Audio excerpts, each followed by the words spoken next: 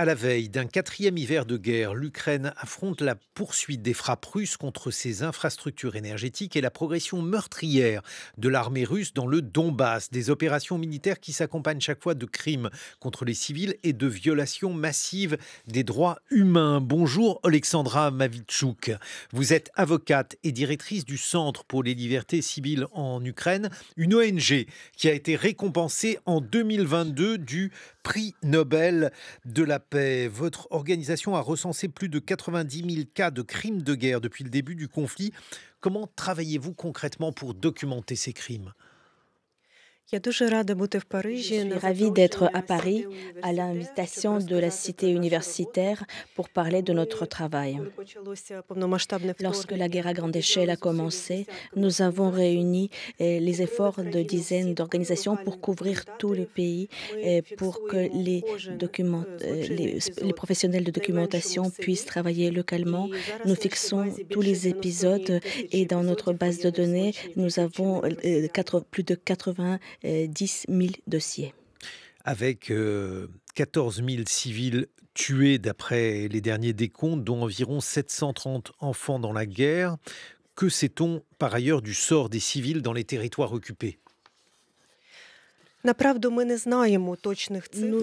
disposons pas des chiffres exacts pour dire la vérité, ni le nombre des victimes civiles, ni les enfants qui étaient transférés illégalement en Russie. C'est le brouillard de la guerre. Mais nous savons que ce sont des pratiques orchestrées de manière systématique, étant donné que la Russie utilise le crime de guerre comme un moyen de mener la guerre.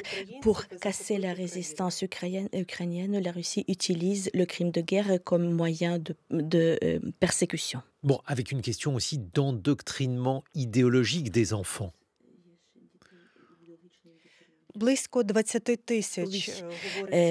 Plus de 20 000 enfants ukrainiens, selon les chiffres officiels ukrainiens, ont été transférés de force en Russie. C'est pour ça que ce pays a ouvert le cas contre Poutine. Et quand on dit que Poutine, c'est le plus grand voleur des enfants dans le monde, ce n'est pas juste une métaphore, c'est maintenant le procès du pénal international. C'est la qualification. Mais alors, quelle est la stratégie poursuivie par la Russie ? Puisque, à l'origine, il s'agissait donc d'annexer l'Ukraine, mais pourquoi vouloir être à ce point cruel, brutal, barbare avec un peuple qu'on veut annexer ?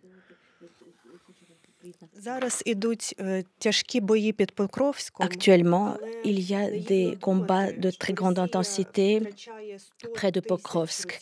Mais ce serait naïf de penser que la Russie accepte les pertes de 100 000 de ses soldats juste pour occuper une petite ville ukrainienne que les Russes ne seraient même pas situés sur la carte.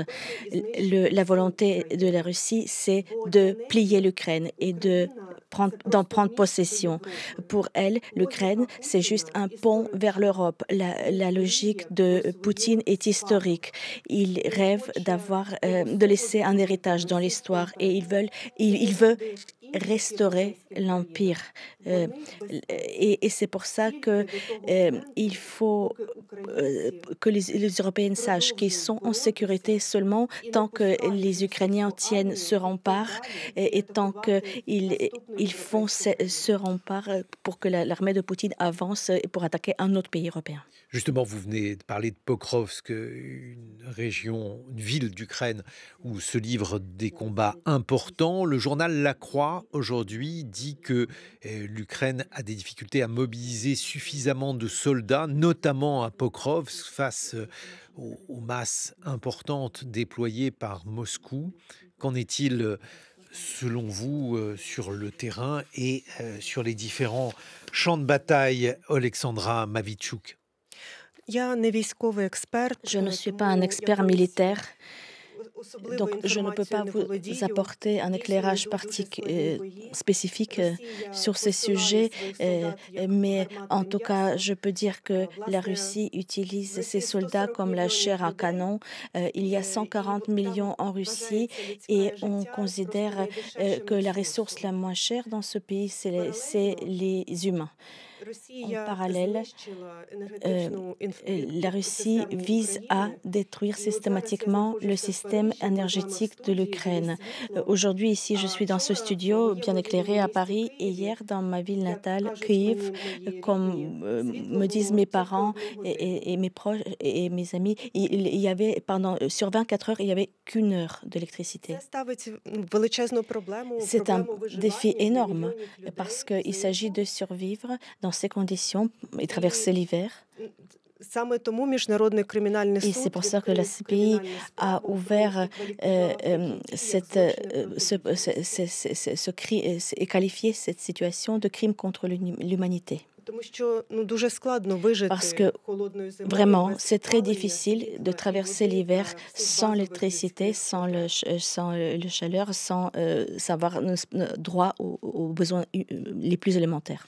Oui, on imagine effectivement à quel point c'est difficile. Dans le même temps, toujours dans l'actualité du jour, il y a, semble-t-il, des enquêtes pour corruption dans le secteur énergétique, y compris pour des proches de Volodymyr Zelensky. Qu'est-ce que vous pouvez dire à ce sujet, Alexandra Matviichuk? Je rappelle que vous êtes directrice du Centre pour les libertés civiles en Ukraine, une ONG qui a été récompensée par le prix Nobel de la paix. En été de cette année, il y a eu des protestations massives, non seulement à Kiev, mais dans d'autres villes ukrainiennes. Lorsqu'il y a eu un projet de loi qui voulait soumettre les instances de lutte anticorruption à la verticale du pouvoir. Les gens sont sortis massivement dans les rues pour défendre l'indépendance de ces instances. Et le fait que ces instances puissent mettre maintenant la lumière sur les crimes de corruption, c'est un résultat de la mobilisation citoyenne. Les citoyens ukrainiens, même dans les conditions de guerre à grande échelle, sont prêts de défendre leur démocratie. Il ne faut pas oublier qu'il n'y a que 12 ans, il y a 12 ans, nous avons déjà vécu sous régime autoritaire de président pro-russe, Yanukovych. Et seulement 12 ans sont passés depuis où nous avons pu mener les réformes. Et ces réformes, en plus, ont dû être réalisées non pas en temps de paix, mais en temps de guerre. Et c'est pour ça que c'est tellement important que les citoyens ukrainiens, ne sont pas prêts de se taire, mais au contraire sont prêts de se mobiliser pour que le pays évolue dans la bonne direction. Bon, et dans le même temps, toujours dans l'actualité, Alexandra Matviichuk, il y a de plus en plus d'incursions de drones russes dans les frontières sur les territoires européens. Et hier, il y a encore eu de possibles fragments de drones russes qui ont été retrouvés en Roumanie. Qu'est-ce que ça vous inspire? Ces 20 drones, d'abord les premiers 20 drones en Pologne, ensuite l'Estonie, la Roumanie maintenant, c'est un test. Poutine fait un test à des sociétés occidentales pour vérifier leur capacité de résister. Et si la réponse est sérieuse, ça conditionnera la poursuite de cette logique, si les drones vont continuer ou non de pénétrer l'espace. Est-ce que ça veut dire que, pour vous, l'Europe est en train de comprendre la menace que représente Vladimir Poutine? Je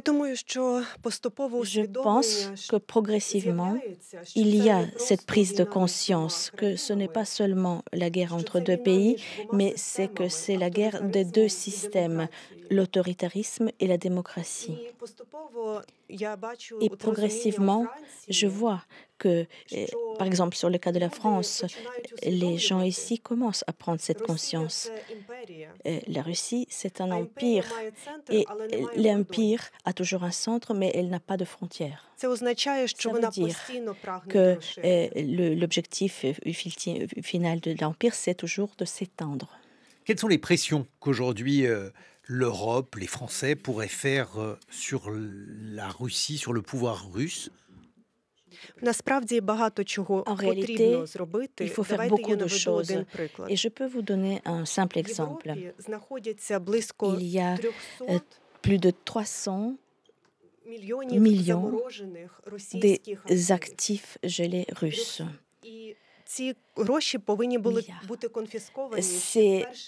Cet argent devrait être confisqué, a été gelé, mais il devait être confisqué déjà la première année de la guerre. Mais la discussion continue, la discussion politique. Cet argent aurait déjà pu être utilisé pour les efforts de restauration, pour payer aux victimes de crimes de guerre russes. Donc, je pense que ce dossier de confiscation, la position active de la France sur ce dossier pourrait changer la situation pour le mieux. Merci Oleksandra Mavitchouk. Je rappelle que vous êtes avocate. Vous dirigez le Centre pour les libertés civiles en Ukraine, une ONG récompensée en 2022 du prix Nobel de la paix. Vous êtes invitée d'honneur de la 9e édition de l'Université de la paix qui va débuter aujourd'hui à la Cité internationale universitaire de Paris. Une manifestation qui a un très beau programme.